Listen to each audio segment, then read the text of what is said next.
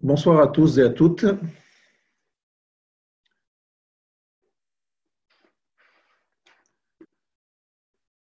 Je voudrais aujourd'hui vous parler de la Mida Tassavlanut, c'est-à-dire l'attribut de la patience. C'est un sujet qui est toujours d'actualité, à tout moment et à toute époque. C'est une des difficultés une des midotes les plus compliquées à acquérir, et elle est fondamentale. Alors, je voudrais commencer mon propos par une histoire. On a tous entendu parler du Chafetz Chaim. De nombreuses histoires, il y a de nombreuses histoires sur le Chafetz Chaim. Celle que je vais vous raconter, c'est le Rav Chaim Ozer Grodzinski qui l'a raconté. Le Rav Chaim Ozer Grodzinski a raconté sur le Chafetz Chaim que lorsqu'il était âgé, il s'est remarié. Et quelques mois après son remariage, parce qu'il avait perdu sa première femme, est arrivée la fête de Sukkot. C'est le Chafetz Chaim lui-même qui montait sa soukha. Dans une des coins de sa maison, il avait une petite maison et il mettait la soukha à l'extérieur, évidemment. Et il l'a mis dans un endroit un peu discret, un peu par derrière. Vous imaginez, le Chafetz Chaim n'était déjà pas très jeune, il était même très âgé.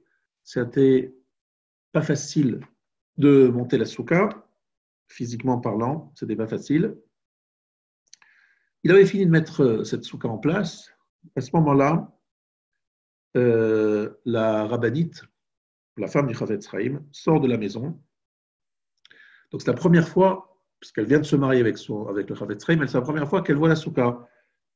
Et elle dit, Rabbi Israël Meir, c'est le nom du Chafetz Chaim, Rabbi Israël Meir, cet endroit n'est pas adapté à la soukha. Je voudrais que tu la mettes ailleurs. Peut-être la mettre plutôt à droite, plutôt à gauche, par derrière. En deux mots, il va falloir tout démonter et tout remonter. Alors déjà, c'est pas facile pour lui physiquement de monter une soukha. Donc ça va pas être facile pour lui de la démonter. Il faut savoir qu'en plus, le Chafetz Chaim, il avait quand même habitude, il avait une habitude, ça fait quand même des années qu'il montait la soukha à un certain endroit.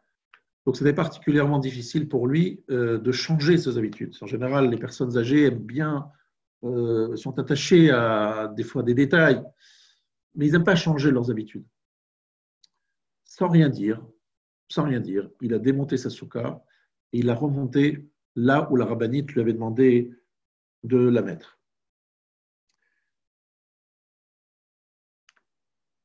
Il finit de monter la soukha une deuxième fois dans le nouvel endroit.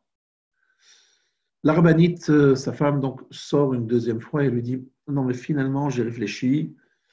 Finalement, tu avais raison, il fallait peut-être mettre la soukha là où elle était avant. » Alors, juste mettez-vous à sa place, c'est quand même pas un monsieur très jeune, c'est la troisième fois qu'il va donc remonter sa soukha. Il pourrait faire une petite remarque, quelque chose. Et vous avez compris, sans rien dire, sans dire un mot, il défait la soukha, il la remet là où elle était au départ, et en plus, il lui fait ressentir à sa femme qu'elle a raison, qu'il est content, qu'elle a une bonne idée de vouloir la mettre là où elle était avant. En deux mots, pas un mot, pas une remarque. Ça, c'est la savlano du Chafetz Chaim, la patience du Chafetz Chaim. Vous savez, cette histoire, c'est pour moi l'occasion de commencer le shiur pour vous dire voilà ce vers quoi nous devrions tendre. Il y a des fois des choses qui nous paraissent, on va dire, injustes, qui nous sont demandées par notre conjoint, par nos enfants, par différentes personnes. La sablanout, c'est accepter, prendre sur soi, et effectivement, ce n'est pas toujours facile. Eh bien, le Chafetz Chaim est évidemment un des exemples nombreux de la sablanout. Un autre exemple de la sablanout, c'est évidemment Moshe Rabbeinu. Moshe Rabbeinu, dans la paracha de cette semaine, il est dans un dilemme. Il vient d'apprendre que des membres de sa famille très proches, Aaron et Myriam, parlent de lui et ils ne comprennent pas certaines choses. Ils discutent sur le fait qu'il s'est séparé de sa femme. Évidemment, Moshe Rabbeinu dit, mais moi, aucun problème, aucun souci. Il est Anav Mikola Adam, c'est l'homme le plus humble. Que dit Rashi? Anav Savlan. Il supporte. La Anava, l'humilité, nous permet d'accepter, de supporter énormément de choses. La Anava et la Savlanot sont liées. Moshe Rabbeinu, la seule fois où il a perdu patience, il a dit Shimuna Hamorim, écoutez les rebelles, Parashat Rukat, Meriva, les eaux de la discorde, les Juifs ne le lâchent pas, ils veulent absolument qu'il leur donne de l'eau, ils n'ont pas de patience. Qu'est-ce qu'il répond? Écoutez les rebelles, on lui reproche à Moshe Rabbeinu. Il dit Moshe Rabbeinu, tu as perdu patience, tu as perdu le contrôle de toi-même. Eh bien, il ne peut pas rentrer en Israël. Terrible. Moshe Rabbeinu aspirait à rentrer en Israël, il sera privé de cela parce qu'il a perdu patience. On voit l'importance de cette mida, et maintenant nous allons essayer de trouver des moyens pour travailler cette mida-là. Alors, d'abord, la première chose qu'il faut faire, c'est déjà d'étudier, c'est ce que nous allons nous inspirer, c'est du livre Aléchour, Chelek Sheni, dans Ma'arachat Ha'avoda Musarit, je vous donne les références. Il faut bien savoir que le Rav, lorsqu'il nous demande Mahi Asavlanut, qu'est-ce qu'on appelle Asavlanut? Asablan domé mamash le adam anose massa kaved. Celui qui est patient, il ressemble à quelqu'un, un homme qui porte une lourde charge. Ve'afshu kaved alav umamshich lalechet bedarko ve'enon ile le seto. Et bien que c'est lourd, il continue de marcher et il supporte cette poids.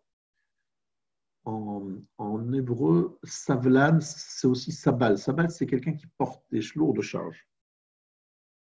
Mais même si effectivement les choses ne sont pas toujours selon notre approche à nous, on accepte de porter cela, comme si on portait un lourd de charge. Des fois, il y a des hommes, des femmes qui nous font des remarques, pas toujours sympathiques, qui nous blessent. Je ne réponds pas. Qu'est-ce que ça veut dire? C'est comme si j'avais pris sur moi un rôle, j'avais pris un engagement de porter l'autre. Et porter l'autre, c'est des fois accepter des choses pas simples. Alors, comment on y arrive? Il ne faut pas oublier les paroles de Rabbi Moshe Cordovero. Rabbi Moshe Cordovero, il a commenté le psukim dans Micha qui sont Mikel Kamocha. Vous savez, lorsqu'on dit Tashlich, qu'est-ce que ça veut dire Mikel Kamocha? Qui est comme toi? Dit le Ramak, Rabbi Moshe Cordovero dans Tomer Deborah. Moré al-Hiyot Akadosh Baruch Hu Melech Ne'ailav. Sovel Elbon, Mashelo Yechileu Arayon. Akadosh Baruch Hu, c'est un roi qui supporte des humiliations. Qu'est-ce que ça veut dire? Akadosh Baruch Hu, on le sait, à tout moment, donne à l'homme la force pour réaliser tout ce qu'il fait. Respirer, tendre la main, lever la main, cligner des yeux. Akadosh Baruch Hu, à tout moment, il est en train de nous donner des forces.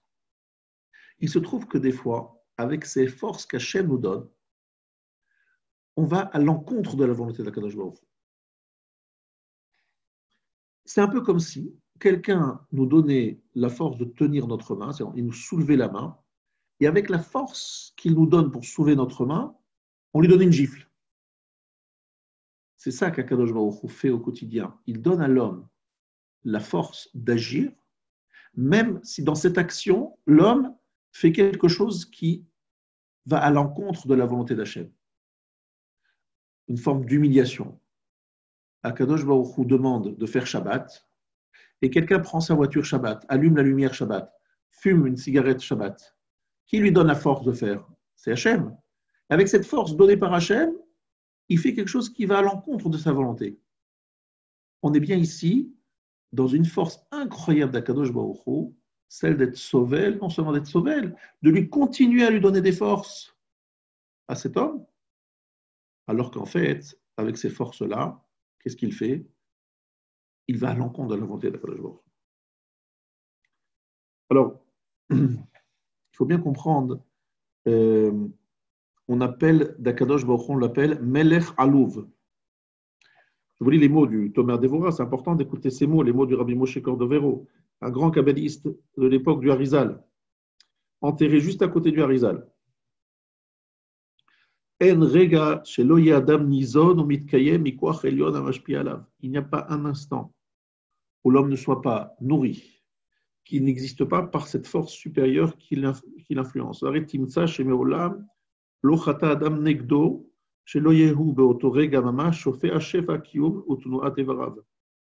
Il n'y a pas une fois où l'homme n'est fauté sans qu'à cet instant même où il faute, Akadosh Baruch Hu lui donne la force d'agir.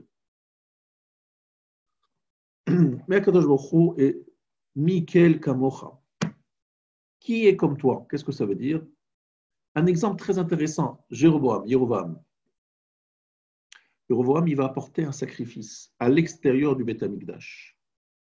Et à un moment, sa main sèche, dit rappelle le Ramak. Sa main, ça sèche, il ne peut plus bouger la main, elle est paralysée. Akadosh Baruch Hu lui montre qu'à tout moment, il peut bloquer son action. Et quand même, Jéroboam continue à faire son acte, une fois qu'il a retrouvé la force dans sa main. Alors, si déjà Akadosh Baruch Hu, ça c'est quelque chose qui nous donne des fois des forces. Se dire, voilà, j'ai du mal à supporter un tel ou une telle. J'ai du mal à supporter ces mots. Elle manque de tact. Il manque de tact. Ils disent des mots, ils ne comprennent pas. Ça me blesse. Je n'en peux plus. Je n'en peux plus. C'est difficile pour moi.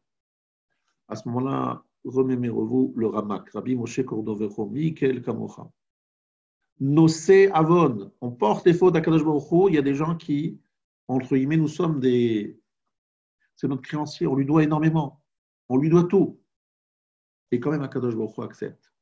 Akadosh Baruch Hu supporte. Eh bien, il faut savoir, chers amis, qu'en fait, c'est ça que nous devons apprendre. Si nous avons un problème de patience, on doit comprendre que Akadosh Baruch Hu, combien il doit être patient avec nous. Akadosh Baruch Hu est patient avec nous, eh bien, nous devons être patients avec les autres. Être patient avec les autres, ça demande un travail. Alors, le Rav Wolbe, dans son livre Aléchour, nous dit de fixer un temps, chaque jour, un quart d'heure, par exemple.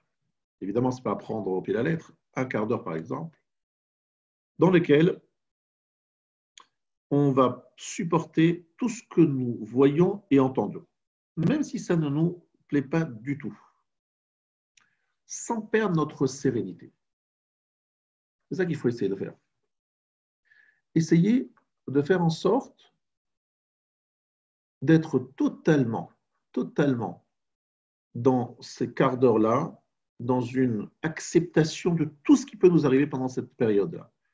Et si on a du mal à se motiver, rappelons-nous combien Akadosh Baruch Hu a besoin de patience avec nous pour supporter toutes nos avérotes. Ça, c'est un premier point que je voudrais rappeler, qui est très important. Le Rav Simcha Zissel de Kelm, on appelait le sabbat de Kelm, disait Miiten, venit ragel bemidat sevel. Si seulement nous pouvions nous habituer à cette mida, ce trait de caractère qui est la patience.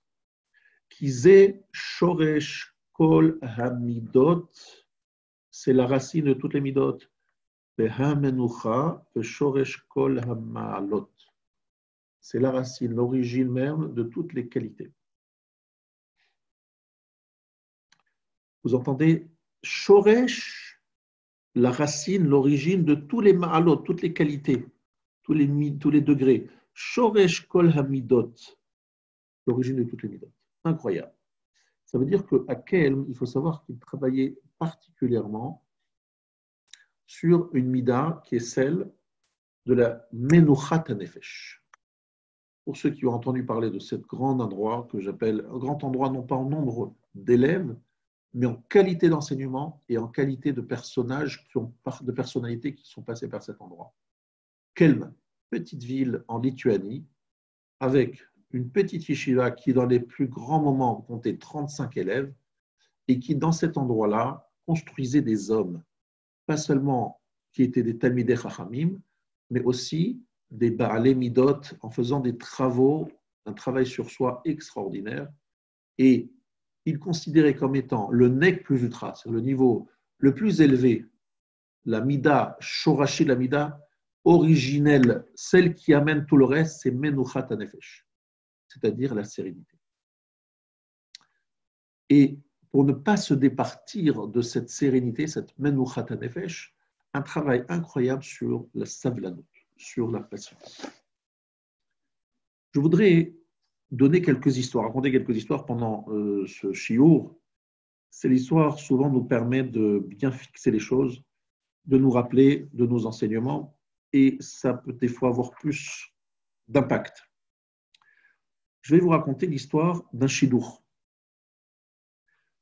Vous savez, dans certains milieux, il y a ce qu'on appelle les shidurim, des présentations organisées entre un garçon et une fille.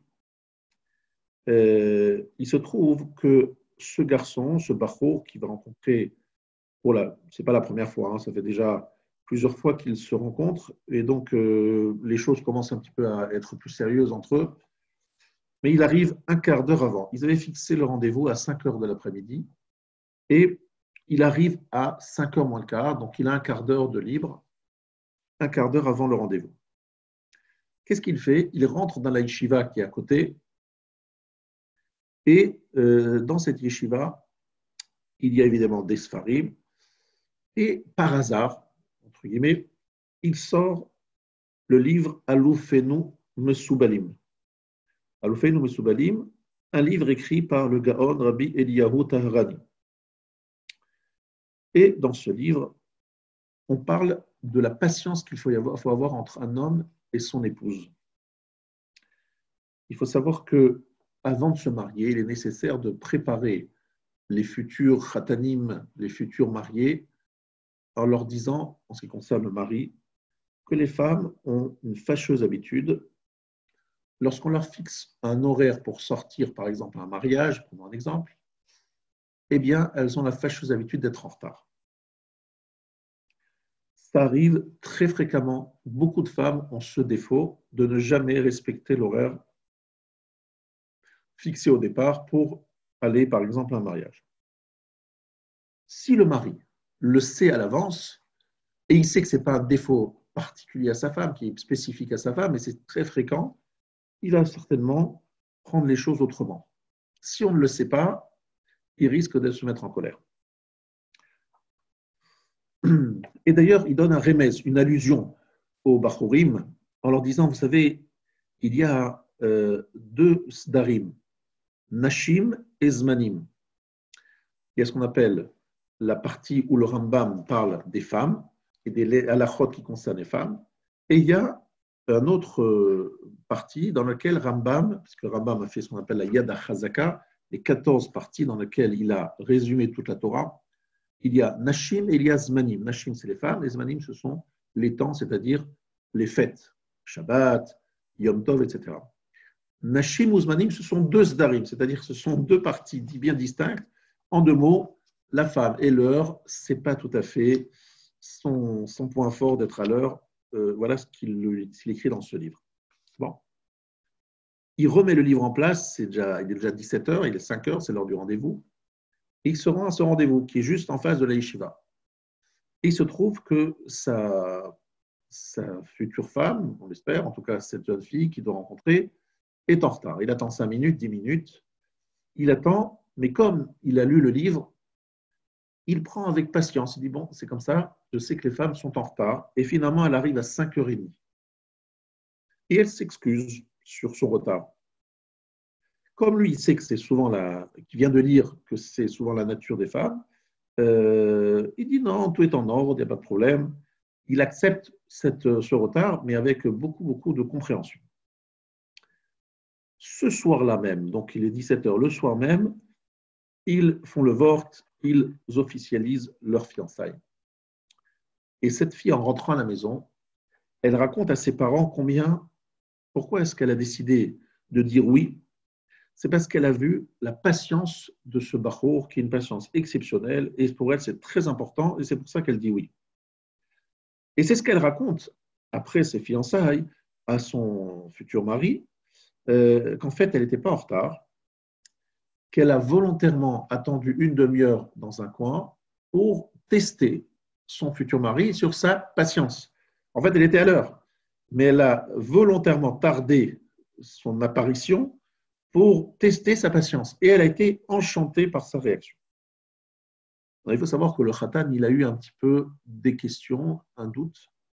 Est-ce qu'il devait ou non révéler à sa Kala qu'en fait, ce n'est pas qu'il est tellement patient, il n'est pas spécialement patient, c'est qu'il venait de lire un livre, par hasard, ce qui parlait de la patience et du retard qu'ont les femmes en général. Donc en fait, peut-être devait-il lui avouer que ce n'est pas sa nature. Alors, il a posé la question à son Rosh Yeshiva, le Gaon Rabbi Avraham Ganichovski, Zichrono Livracha. Il lui a dit effectivement qu'il avait cette question, est-ce qu'il devait, oui ou non, révéler à sa Kala les raisons pour lesquelles il a été si patient. Et le Rav lui a demandé, est-ce que lorsque tu as lu le livre, tu as pris sur toi, tu as dit, voilà, j'ai l'intention de prendre sur moi et d'être patient, si tu avais l'intention de le devenir, eh bien, il n'y a aucun problème, tu n'as pas besoin de lui raconter cette histoire. Et effectivement, c'est ce qu'il a fait. Il ne l'a pas fait. Voilà, ça c'était un exemple de Savlanout. On sait que des fois dans la vie, on est toujours, enfin, des fois, on est toujours mis devant cette épreuve, particulièrement avec les enfants, avec notre mari ou notre épouse, avec nos parents ou nos beaux-parents, avec tous les proches, avec les membres de la communauté. Les occasions de perdre patience, les occasions de s'énerver sont très nombreuses, très nombreuses. Et donc, il est particulièrement important de rappeler ce Rabbi Moshe Cordovero, l'histoire du Chafetz Chaim, combien il est important de savoir prendre patience et d'accepter sans poser de questions. Après, on va parler peut-être jusqu'où il faut aller. Est-ce qu'on peut tout accepter, tout prendre? Il faut savoir que la halakha, elle est très claire. D'après la plupart des poskim, si quelqu'un a été blessé, si quelqu'un il a entendu des mots blessants qui lui font mal, il n'est pas obligé de se taire. Et il n'est pas obligé d'accepter d'être humilié en public sans réagir. Simplement, il est écrit dans la Gemara que c'est une madriga très élevée.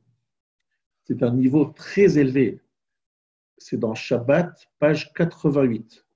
Tanu Rabbanan, Hane Elavim, Ve'enan Olvim, Shomim Chirpatan, Ve'enan Meshivim, aussi Me'ahava, Usmechi Be'isurim, Alem HaKatuv Omer, Ve'ohavav, Ketset Hashemesh Bigvoato. Traduction de Segmara. Celui qui subit un affront et il ne répond pas, et il ne donne pas lui-même, il ne dit pas des paroles blessantes, il ne fait comme si de rien n'était. Il écoute l'autre l'humilier et il ne répond pas. Ils agissent avec amour et se réjouissent des épreuves. Le verset dit à propos d'eux, ses amis, c'est ceux qui sont proches de lui, ceux qui l'aiment, Ketset Hashemesh Bigvurato, ils seront comme le soleil qui sort à son zénith, c'est-à-dire que la lumière qui se dégagera de leur visage, de leur corps, au moment de la fin des temps, sera une lumière impressionnante. Ketset Hashemesh Bigvurato. C'est lorsque le soleil est totalement, est le plus fort, et le plus chaud, et il éclaire le plus. Alors, encore une fois, ce n'est pas une obligation. C'est celui qui arrive à ce niveau-là de ne pas réagir, de ne pas répondre lorsqu'on nous dit des mots blessants, il a un niveau très élevé. Est-ce qu'on a le droit de répondre? La réponse est oui. Est-ce que c'est bien de répondre? La réponse est souvent non. Est-ce qu'on est obligé de se laisser marcher sur les pieds? Évidemment que non. On a tout simplement la possibilité, lorsqu'on est calmé, lorsqu'on n'est pas dans la colère, de prendre la personne qui nous a fait des humiliations et parler avec lui tranquillement, sereinement, en lui expliquant que ça ne va pas. Mais dans souvent un moment où la personne est très, très en colère contre nous et dit des mots très durs, alors effectivement, ce n'est pas le meilleur moment pour essayer de le calmer. Ce n'est pas le bon moment. Il faut laisser les choses se tasser, etc. Mais une fois que les choses sont tassées, on peut le parler et essayer de faire en sorte que ça ne se reproduise pas. Mais ne pas répondre sur place, ce n'est pas une interdiction, mais c'est une ma'ala, une qualité extraordinaire. Maintenant, nous allons continuer en citant ce que dit le Rav Wolbe dans la suite. Donc, on a dit que selon les Chachamim de Kelm, la midat ha-savlanut, qui est proche de menuchat hanefesh, de garder toujours son calme, d'être toujours serein, ne jamais se laisser emporter, c'est la mida principale. Il appelle ça le shoresh, la racine même, etc. Je voudrais juste que vous réalisez, Akadosh Baruch Hu nous a mis dans un monde où les raisons de perdre patience sont très nombreux, très très nombreux. Si vous réfléchissez, c'est même peut-être la mida la plus, on a le plus de difficultés à garder, n'est-ce pas? C'est pas par hasard. Akadosh Baruch Hu veut justement que sur ce point-là, nous faisions un travail très particulier. Et je vais vous expliquer pourquoi en fait. C'est-à-dire que pour que vous compreniez bien, je sais que c'est pas facile la savlanut, mais que vous compreniez bien où je veux arriver, vous compreniez qu'en vérité, la situation de l'homme, on a souvent un problème de patience avec nous-mêmes aussi. On ne se supporte pas parce qu'on considère qu'on fait plein d'efforts et qu'on n'arrive jamais là où on voudrait arriver. On a fait un programme, le programme n'est pas réalisé. On perd patience avec soi-même. Alors là-dessus, je voudrais vous dire, Tzrichim, le Rav nous dit, Ulam ivelet adam tesalef darko ve'al Hashem yizaf libo. Je suis dans Michelet et le Gaon de Vilna. Il fait Madame Matril ilmot Torah ve'lasot mitzvot. Des fois, un homme commence le Gaon de Vilna, commence à étudier la Torah et à accomplir des mitzvot. V'achakar poresh mahmat shekashe lo meod. Et des fois, il s'arrête parce que ça lui est très difficile. Le fiche en messayim lo, parce qu'on ne l'aide pas. Bezoef al Hashem, il se met en colère contre Hashem. Là, malosiyo, pourquoi tu ne m'as pas aidé? Ou bemet ou mahmat ivalto. Aino ki kol adam tzarich leler kefi madregato velo yikpotz. L'homme doit aller selon sa madrega, il n'a pas le droit de sauter, c'est-à-dire il n'a pas le droit de sauter les étapes. Ve'az yelech lebetar darko af ki yesayou. Ici, des fois, le problème qu'il y a, c'est qu'on exige de nous-mêmes un peu trop, et finalement, on n'y arrive pas. Et on en veut à Hachem, qui ne nous a pas aidés, à réussir. Et donc, dit le Gaon de Vilna, des fois, un homme commence à étudier la Torah, mais il prend trop sur lui. Alors, il n'a pas de siyata d'Ishmaïa, Hachem ne l'aide pas, parce que tu as eu des ambitions trop importantes. Tu vas trop vite. Par contre, si tu prenais moins, tu aurais l'aide d'Hachem pour réaliser ce que tu veux réaliser. Kol Adam, sarich leler kefi madrigato. Chaque homme doit suivre sa madriga. Donc, attention. Lefi kocho, c'est le début du chapitre du Surav. Selon sa force. On n'a pas le droit d'en faire trop. Tafasta de goubé, l'otafasta. Tu veux attraper un gros élément, un gros machin, c'est trop. Tu ne vas rien saisir. Tafasta moi, tafasta. Si tu voulais prendre un peu, tu peux accéder. Mais trop, évidemment, tu n'y arrives pas. Tu es découragé. Et effectivement, tu n'as plus envie de rien faire. Mais c'est une bêtise. Évidemment, tu as demandé trop de toi-même. Alors évidemment, ça ne marche pas.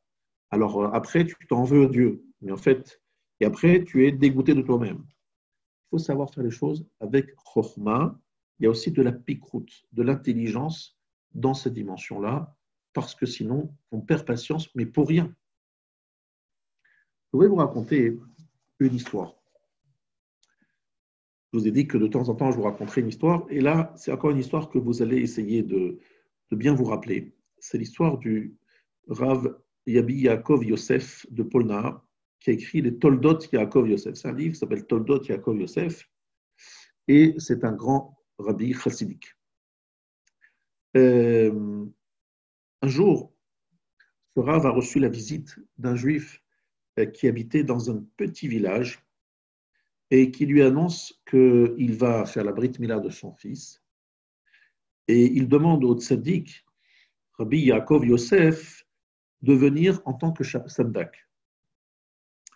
Alors, il n'avait pas très envie de venir, parce que ça allait prendre beaucoup de temps. Mais comme il ne voulait pas refuser, il n'osait pas le refuser, il n'a pas voulu lui faire la peine, alors il lui a dit, écoute, je suis prêt à venir, mais fixe un temps précis, une heure précise, je viens, on fait sandak et je repars. Que je ne me traîne pas là-bas, faire en sorte que les choses aillent vite. Alors, le père de l'enfant a accepté les conditions et il était évidemment très honoré, il voulait absolument que le sandak soit ce tzaddik. Est arrivée l'heure fixée, il n'y avait que 5 ou 6 personnes qui se trouvaient là, et évidemment, il n'y a pas minyan, et le tzaddik montre des signes d'impatience. Il voit l'heure qui passe, il a évidemment de la peine pour le temps perdu. Bon, c'est un peu compliqué, il arrive finalement à trouver 9 personnes, donc il manque toujours le 10e. Et à ce moment-là, le Rav se lève et dit, si dans quelques minutes, il n'y a pas le 10e homme, je rentre chez moi et trouver un autre sandak. Dernière minute, on trouve un personnage, un vieillard, qui marche très lentement. Il ne le connaissait pas, mais très clairement, on a l'impression que c'est un juif. Donc le Baal HaSimcha est très content, il a besoin d'un 10e, il va vers lui, il ne le connaît pas. Il lui demande est-ce qu'il est prêt à accepter de compléter le minyan. Alors, réponse de ce Zaken un peu bizarre, il dit, bon, j'avais l'intention d'aller et de prendre un autre chemin, et puisque vous m'avez fait savoir qu'il y a un Brit, chez Yekacha, que ça soit ainsi. Je viens. Et donc, elle complète le minyan. Après le Brit, de nouveau, il y a ce vieillard, on lui demande s'il veut rester pour la Séouda, le repas qui est servi. Il dit, en fait, je suis très pressé, mais chez Yekacha. Chaque fois qu'on lui propose quelque chose, il dit chez Yekara, que ce soit ainsi. Donc ils ne le connaissent pas. Hein. Au moment où il va partir, et avant de partir, il lui pose la question, il dit pourquoi à chaque fois vous dites chez Yekara, qu'il en soit ainsi. C'est quoi cette phrase? Alors le Rav, le Zaken, la personne âgée, là, lui répond, c'est écrit dans le verset Ashre Ha'am Shekachalo. Vous connaissez tous ce verset dans Ashre.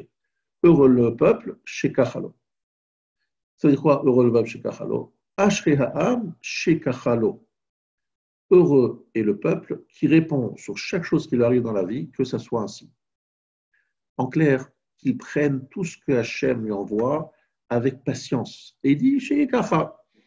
C'est-à-dire, si c'est la volonté d'Akadosh Baruch Hu, je l'accepte.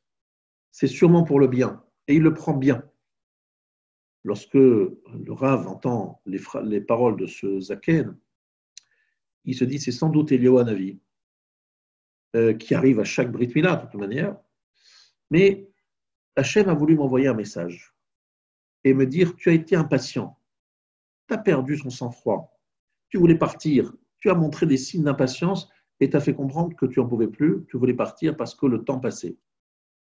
Si tu es arrivé dans ce Brit, si tu es sandak dans ce Brit Mila, eh bien, tu dois dire Ashre Ha'am Shekachalo. Ça veut dire que tu dois accepter l'Akzera, le décret divin. Lorsque tu dois apprendre à toujours, tu dis si Hachem a fait que je sois là, si Hachem a fait que je sois le sandak, si Hachem a fait ceci, C'est pas par hasard. Ashrei ha'am shekachalo, heureux le peuple qui dit sheyekacha, que les choses soient ainsi, et qui le prend bien, qui ne le prend pas en faisant la grimace, mais il se dit si je suis arrivé ici, je suis venu pour faire une mitzvah, je ne suis pas venu faire un aver, je suis venu pour faire une mitzvah, ça prend du temps, ça traîne, etc. Sheyekacha, que le roi a voulu. Vous ne savez pas combien on peut gagner de stress, éviter du stress. Le stress pendant la période de confinement était inexistante, mais il y avait un stress autre, la peur de l'épidémie.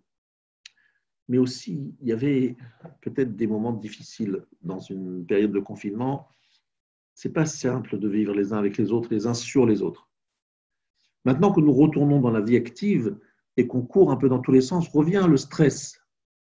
Être capable de vivre une vie sereine, où il n'y a rien, on n'est jamais en train de courir, on n'est jamais en train de nous arracher, de nous découper en morceaux. On soit serein. Menuchat nefesh, la sérénité. Pourquoi ne pas faire de faire de cela véritablement notre programme de vie? Mais attention, pour y arriver, il faut absolument que vous intégriez ce que je viens de vous dire avant. Ça veut dire qu'en fait, il ne faut pas perdre patience avec soi-même, mais pour ne pas perdre patience avec soi-même, il ne faut pas non plus exiger trop. Si vous mettez trop sur la tête, vous prenez trop d'engagement, ben évidemment, si ce n'est pas votre madriga, votre niveau, eh bien, ça va très mal se passer. Vous allez vous en vouloir, vous allez être stressé. Et pourquoi prendre tant de choses sur soi alors qu'on pourrait peut-être faciliter les choses, réduire le niveau des engagements? Mais ce que vous allez faire, vous allez le faire avec joie, avec simcha, avec menoucha. C'est tellement important la façon de faire ça. J'en ferai moins, mais je ferai mieux. Il y a une Gemara dans Shabbat qui est très connue et qui est rapportée. D'abord, commençons par une Gemara dans Gittin, excusez-moi, page 6. Amar Chizda le Olam al yatil adam ema yetera betoch beto. Un homme ne doit pas mettre de la peur, de la crainte dans sa maison. Pilegesh begiva hitil alia baala ema yetera. Pilegesh begiva, c'est une catastrophe, je ne vais pas rentrer dans les détails. Elle est arrivée parce que le mari a mis beaucoup de pression. Il faut que dans la maison, il y ait une ambiance détendue.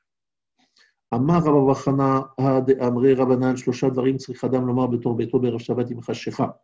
Il y a trois choses qu'il faut dire vendredi. Isartem Eravtem Adeko Etaner. Avez-vous pris le maaser?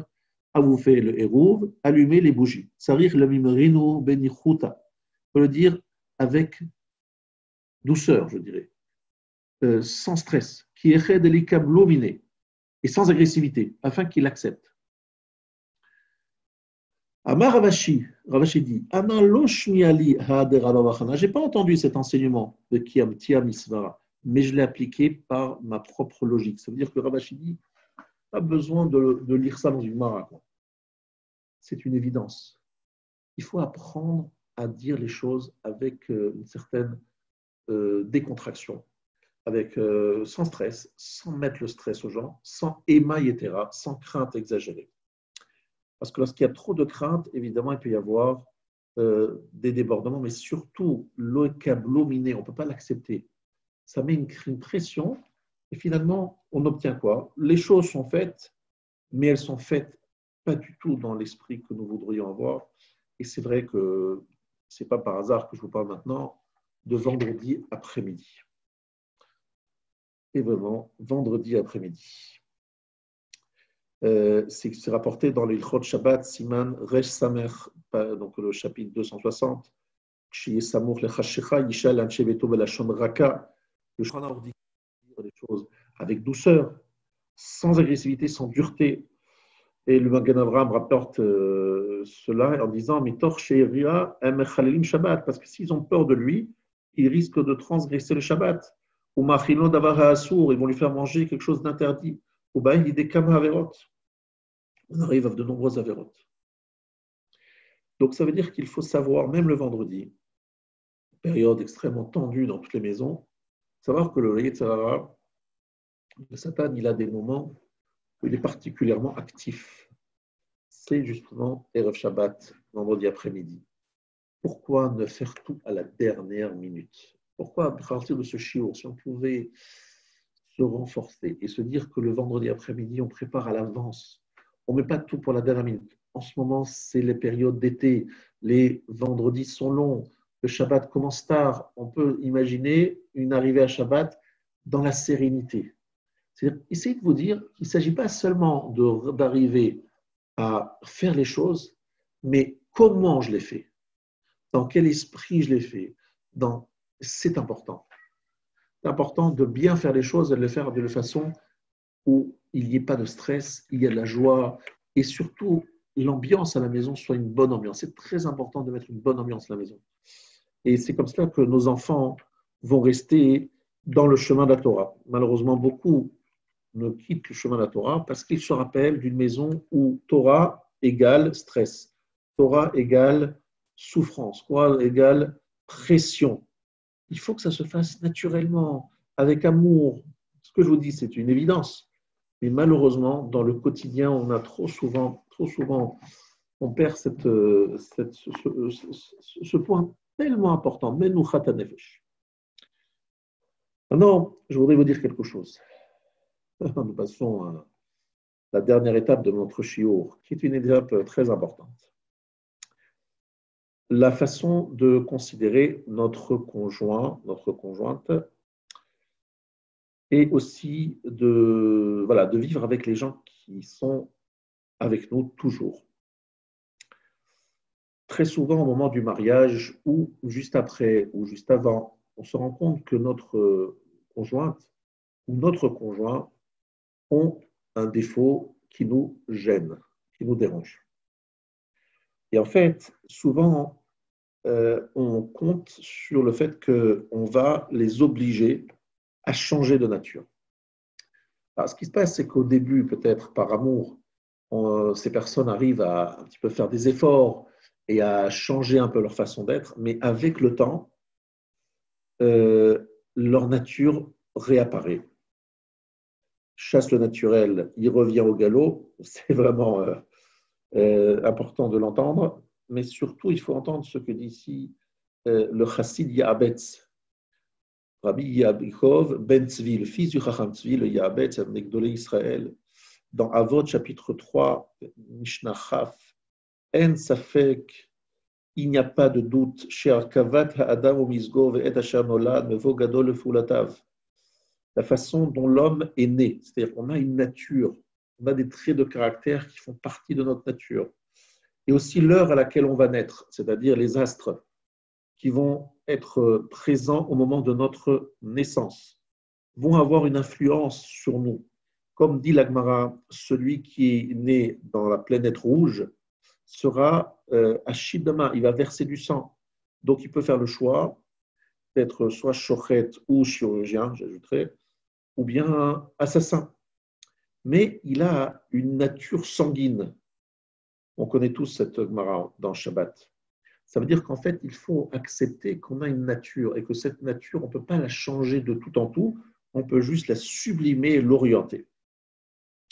Rov ha'anashim nisharim al-tiv'am. La majorité des hommes, évidemment des femmes, comme il le dit explicitement plus tard, gardent leur nature. Empoalim kefi achanatam. Ils agissent selon leur hachana, c'est-à-dire leur façon d'être, leurs astres ou leur midot. Alors, il y a effectivement des gens qui arrivent à changer, mais Me'ate Mispar, ils sont très peu nombreux. Shlomo dit Adam Echa Mine Elef Matzati, un homme sur 1000, j'ai trouvé, donc 1 sur 1000, Ve'isha Bechol Ele Matzati, et une femme, je n'ai pas trouvé 1 sur 1000. Donc, une femme a encore plus de difficultés à changer sa nature qu'un homme, d'après Shlomo Amelech et d'après le Yaabetz. Et peu importe que ce soit un peu plus difficile pour une femme ou pas, mais on n'a pas le droit de compter sur le changement de nature de notre conjoint ou conjointe. Il faut accepter ce qu'il est, tel qu'il est, mais attention, on peut très bien obtenir des efforts, et il faut qu'on fasse des efforts, chacun, on doit en faire. Mais de compter sur le changement et dire, voilà, tu dois changer de nature, est-ce que toi-même, tu changes de nature? Combien de personnes qui nous écoutent, s'ils sont bien honnêtes avec eux-mêmes, ils se disent, je demande à mon conjoint ou ma conjointe de changer de nature, mais est-ce que moi-même je l'ai fait? Est-ce que moi-même j'ai changé ma nature? On exige à d'autres ce qu'on n'est pas prêt à faire nous-mêmes. C'est très difficile de changer une mida. Si c'est notre trait de caractère profond, c'est très difficile de changer. Alors, qu'est-ce que je fais? Je ne supporte pas, je n'aime pas cette façon d'être, cette façon de faire. Je parle avec lui, je lui dis, écoute, que ce soit ma femme, que ce soit mon mari, je lui dis, écoute, ça me dérange, ça me gêne. Si on voit que notre conjoint, notre conjointe fait un effort, je dis, voilà, il a fait un effort. Ce n'est pas facile pour lui de changer entièrement, mais il a pris en compte ma demande et il a fait un effort. Donc, je suis conscient de cet effort et j'encourage cet homme, cette femme à continuer à persévérer dans les efforts. Mais le fait d'accuser l'autre en disant « mais tu aurais dû changer, on s'est marié, je t'avais dit que tu devras changer ci, que tu devras changer cela, et tu ne fais pas, etc., etc. » Évidemment, c'est évidemment pas réaliste. La plupart des personnes ne changent pas. Et nos rachamim nous disent qu'en fait, le discours qu'on devrait faire sous la choupa, qu'on ne fait pas, parce qu'évidemment, ce n'est pas très loin l'ambiance, dans Echa, Tov la Gever qui Saol bin Urav, il est bon pour l'homme de porter le joug depuis sa jeunesse. Qu'est-ce que c'est le Ol? Ol Isha. Nosé Isha, se marier, Nisoin, c'est aussi porter. Ça veut dire qu'il faut que tu comprennes que tu dois accepter sa nature. C'est plus facile une fois que c'est compris, non pas d'attendre sans arrêt que l'autre change, mais de se dire, voilà, c'est sa nature, elle est comme ça. Prenons l'exemple tout à l'heure, on parlait des retards. Elle est toujours en retard, alors que je lui avais dit, je l'avais prévenu, je vais être à l'heure, je vais arriver à tel moment. Elle est en retard. C'est dur pour elle. Tu ne comprends pas parce que ce n'est pas ta nature. Toi, tu es toujours en avance, tu es toujours très à l'heure. Et elle est en retard. D'accord, je comprends, c'est difficile pour toi. Mais comprends que cette nature-là, d'avoir la patience, cette patience, effectivement, tu exiges à elle de changer sa nature, d'être à l'heure. Mais est-ce que toi, tu as changé tes midotes? Est-ce que toi, tu t'es amélioré? Tu as su? Non. Très souvent, la réponse est non. Non seulement très souvent, mais la plupart des fois, on ne change pas vraiment nos midotes. Malheureusement. Dit le Ya'abetz dans Pirkei Avot, il dit Rov ha'anashim nisharim altivam. La majeure partie des hommes restent selon leur caractère. Et la Gemara a l'air de confirmer, celui qui est né sous le signe de Ma'adim, la planète rouge, eh bien lui, il va verser du sang. Donc c'est en général ceux qui naissent au mois de mars-avril. Il faut qu'ils s'orientent vers un métier où le sang est cachère. Ça veut dire qu'ils vont faire des opérations, qu'ils vont utiliser cette nature pour le bien. Ils vont être Moël, Chochet. Donc ça, il n'y a pas de problème. Mais dire non, je vais être totalement différent de ce que ma nature est, c'est une bêtise. Il faut savoir la sublimer, l'orienter, la canaliser. Voilà ce que nous devons apprendre à faire. Pas vouloir absolument changer totalement ce que nous sommes. Et donc, ça demande donc, pour beaucoup de savlanout, parce que je me dis, mais j'aurais pu me marier avec une autre femme, un autre homme, qui aurait été beaucoup plus proche de ma nature. Alors, je vous dis quelque chose de très important. Et c'est peut-être là le secret de tout le shiur. Attention, et d'ailleurs de tout le travail sur les midotes. Il ne faut pas rentrer dans l'approche occidentale de la vie. Le regard de l'Occident sur la vie, c'est qu'il faut qu'on soit dans un endroit confortable où notre bien-être doit être total. 5 étoiles luxe, c'est ça que nous cherchons, pas moins. Dès que quelque chose n'est pas tel que nous le désirons, on est contrarié, on est frustré et on en veut au monde entier. On n'est pas venu sur Terre pour être dans un hôtel 5 étoiles de luxe. On est venu sur Terre pour travailler Adam La'amal Ulad. Et le plus grand travail, le plus beau travail, le plus important, c'est le travail sur ces midotes. Et le travail sur la savlanout, la patience, sur la sérénité associée à cette patience, c'est peut-être le shoresh selon le sabbat de toutes les autres midot. Donc ça vaut la peine d'investir. Mais pour cela, il faut comprendre que je suis en mission. Qu'est-ce que ça veut dire que je suis en mission? J'ai un travail à faire. Je suis venu sur Terre comme un porteur de mission. J'ai une mission à accomplir. J'ai un rôle à jouer. Prenons un exemple très simple. J'aime bien vous donner cet exemple. Je suis un agent secret, un espion. Et avant de partir, le chef des services secrets m'a donné une petite valise. Dans cette valise, il y a des gadgets extrêmement sophistiqués pour écouter, transmettre, bref, tout ce dont le parfait agent secret a besoin. Cette mallette, je vais l'utiliser et je vais essayer d'écouter et de récolter des informations. Ça, c'est mon travail d'agent secret. Cette même mallette, qui coûte très cher parce qu'il y a dedans des innovations et un travail technologique très fort, donner à un soldat qui est dans la marine, un soldat qui est dans l'armée de l'air, ou un soldat qui est dans l'infanterie, ça n'a aucun sens. Ça n'a aucun sens. Tu as reçu l'appareil, les appareils, les outils nécessaires à la réalisation de ta mission. Il faut savoir que chacun d'entre nous, on a une mission. On est missionné par Akadosh Baruch Hu pour faire quelque chose sur Terre. Alors des fois, on n'accepte pas cette mission. On dit, mais j'aimerais prendre celle de l'autre. Ah, celle qui est mon prochain me paraît beaucoup plus sympathique. Pourquoi Hachem m'a mis à cette place? Pourquoi il ne m'a pas mis à l'autre place? Et on a plein de questions, on n'accepte pas la place que nous avons, le rôle que nous avons, la femme ou le mari que nous avons, les enfants que nous avons, la maison, la parnassa. On n'accepte pas. On ne veut pas accepter la situation dans laquelle nous sommes. On a toujours l'impression que si on était ailleurs, comme ci, comme ça, tout serait différent. Une femme se regarde dans le miroir. Elle voit ses yeux. Elle aurait voulu avoir des yeux bleus. Elle a des yeux marrons. Elle voit des cheveux d'une couleur. Elle aurait voulu avoir des cheveux d'une autre couleur. Elle se voit grande. Elle aurait voulu être petite. Elle était petite. Elle voudrait être grande. Etc., etc. Tout le temps en train de se dire, mais pourquoi je suis comme ci, je ne suis pas comme ça, j'aurais dû être ainsi, j'aurais dû être... Rabotaille, évidemment. Il faut accepter que nous sommes en mission. Et cette mission exige un certain outillage. Cet outillage, c'est les midotes que nous avons, le conjoint ou la conjointe que nous avons, les enfants que nous avons, la parnassa dans laquelle on est, le travail que nous avons, la communauté que nous fréquentons. Tout ça, ce sont des outils qu'Hachem nous donne pour réaliser une mission. Et cette mission, nous devons la réaliser au mieux. Et c'est notre travail, c'est notre devoir. Et on ne peut pas démissionner. On a l'obligation d'aller jusqu'au bout. Et par contre, ce qu'on peut faire, malheureusement, ce serait de ne pas utiliser la valise qu'Hachem nous a donnée, d'être toujours en train de ronchonner, de se rebeller, d'être mécontent et d'en vouloir à Dieu tout ce qu'il ne nous a pas donné, qu'on méritait d'avoir, et finalement de passer totalement à côté de notre mission.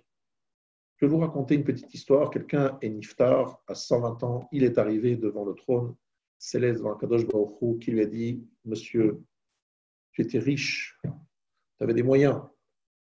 Où est de la tzedaka? Tu n'as pas donné de tzedaka. Tu étais riche, tu as donné beaucoup de moyens, et qu'est-ce que tu as fait? Tu as voulu encore de l'argent, et encore de l'argent, et encore de l'argent. Tu étais égocentrique, tu étais avare, et il fait la liste, tu étais jaloux. Cet homme dit, alors qu'est-ce qu'elle est mon... Il a très peur, il tremble. Hachem lui dit, Gainam, tu iras en enfer. Alors cet homme lui demande à Kadosh Baruch Hu, stop, je ne veux pas aller en enfer, permets-moi de revenir sur terre et fais-moi pauvre, s'il te plaît, ne me donne plus l'épreuve de la richesse, donne-moi l'épreuve de la pauvreté. Je lui dis, d'accord. Il retourne sur terre, il est pauvre, et là il se plaint, qu'il n'a pas d'argent, qu'il n'arrive pas à tenir les deux bouts, etc., etc. Il arrive après 120 ans, Akadosh Baruch Hu dit, voilà, regarde, je t'ai donné l'occasion d'être pauvre et d'avoir une mission en tant que pauvre. Je t'ai donné la mission d'être riche et une mission en tant que riche. Tu as réussi, ni l'une ni l'autre. Qu'est-ce que tu veux que je te donne encore? Prochaine mission, je n'ai plus confiance en toi. Tu es toujours rebelle, tu n'es jamais content. Tu n'acceptes absolument pas les missions que je te donne. Voilà. Voilà le problème. pour acquérir la savlanout, il faut comprendre que nous sommes en mission, nous avons un rôle à jouer, nous avons la valise, c'est-à-dire les outils, c'est-à-dire les éléments qu'il faut pour travailler sur tel ou tel mida. Peut-être dans le Gilgoul, dans l'autre vie, nous étions extrêmement coléreux. Akadosh Baruch Hu nous a accepté que nous revenions sur terre pour montrer de la patience et de la sérénité. Est-ce qu'on va être capable, oui ou non, de trouver cette patience? Arrêtons d'avoir un schéma sur ce que devrait être notre vie. Ma vie, pour qu'elle soit bien, il faut qu'elle soit ceci, ceci, cela.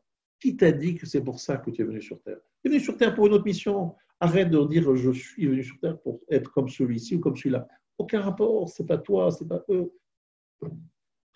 Regardez, il y a eu plusieurs présidents de la République. Tous ont voulu être président de la République. Est-ce que c'est toujours bien d'être président de la République? Oui, beaucoup de kavod, pas de problème de parnassa. Oui, mais en même temps, si tu n'es pas adapté pour l'être, ce président de la République, c'est une clala, c'est une malédiction. Tout le monde te critique, personne n'est content, tu perds les élections d'après et tout le monde se souvient d'un président médiocre, alors que tu aurais pu faire autre chose dans lequel tu excelles et où tu aurais pu éclater, montrer toutes tes potentialités. Mais tu vas absolument être comme celui-ci, comme celui-là. Tu es jaloux d'un tel et tu veux montrer que tu es capable d'obtenir ce poste. Mais une fois que tu as le poste, tu es incapable de prendre cette mission en main parce que ce n'est pas toi, ce n'est pas ta nature. Arrêtons d'avoir ce cliché dans notre tête de ce que nous devrions être, alors qu'en vérité, ce n'est pas du tout notre mission sur Terre. Et si on a compris que le mari ou la femme que nous avons, les enfants que nous avons, la ville dans laquelle on habite, la maison dans laquelle on est, la parnassa, c'est là-bas qu'il faut trouver notre rôle et qu'il faut relever la tête et qu'il faut être excellent là où nous sommes. Évidemment, si on fait des avérotes, ne pas être excellent en avérotes, il faut changer, faire tchouba. Mais si on fait des belles mitzvot, pas se dire, bon, j'ai envie de faire celle de l'autre. Non, fais déjà bien la tienne. Réalise, fais mieux ce que tu fais déjà. Améliore-toi dans ton milieu. N'essaye pas de changer totalement la donne. Réalise ta mission. Si on arrivait à cela, eh bien, on aurait beaucoup plus de patience avec nous-mêmes, avec notre conjoint, en ne comptant pas sur son changement à lui ou à elle, et en comprenant d'abord sur notre changement à nous et sur surtout notre façon de regarder le monde. J'espère que j'ai été, à travers ce shiur sur la savlanout, sur la patience, l'acquisition de la patience, assez percutant pour essayer de vous encourager à véritablement vous dire c'est une mission que j'ai sur Terre, d'arriver à la sérénité, de chasser la colère et d'acquérir la patience et de remercier tous les jours Hachem pour les bienfaits qu'il m'octroie et ne pas réclamer encore et encore, mais surtout bien vivre ce que j'ai. Je vous souhaite une excellente soirée et behatzlacha et surtout le travail sur les midot. C'est ça la raison principale de notre existence, de notre présence sur Terre.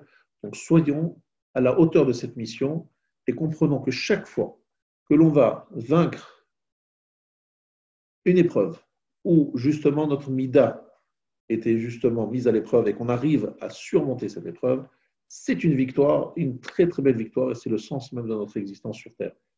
Chazak ou Baruch, qu'Hachem vous envoie beaucoup de bracha et de hatzlacha. Amen.